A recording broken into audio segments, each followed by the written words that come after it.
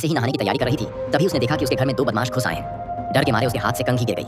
आवाज़ सुनकर दोनों बदमाश सतर्क हो गए। माहौल अचानक तनावपूर्ण हो गया। लेकिन तभी लड़की को एक तरकीब सूझी। उसने अंधी बनने का नाटक किया। धीरे-धीरे नीचे झुकी और कंघी को टटोलते हुए उठाया, जैसे उसे कुछ दिखाई ही नहीं दे रहा हो। वो धीरे-धीरे कदम रखती हुई बेहद सावधानी से सोफे की ओर बढ़ने लगी। ये देखकर एक बदमाश घबरा गया और हथियार निकालकर कुछ करने ही वाला था, लेकिन उसके साथी ने रोका। अरे रुक, ये अंधी है, हम तो सिर्फ पैसे के लिए आए हैं। अब दोनों का डर थोड़ा कम हो गया। उन्होंने मास्क तक उतार दिए और आराम से कीमती सामान ढूंढने लगे। इसी बीच लड़की ने फोन उठाया।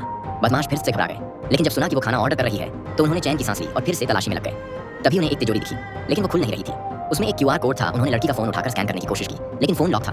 अब उन्होंने लड़की से चेहरा दिखाकर अनलॉक करवाना चाहा, लेकिन लड़की बार-बार बाल संभालने का बहाना बनाकर चेहरा ही नहीं दिखा रही थी। कहना पड़ेगा, बदमाश थोड़े चालाक थे, किसी तरह तिजोरी खोल ही ली।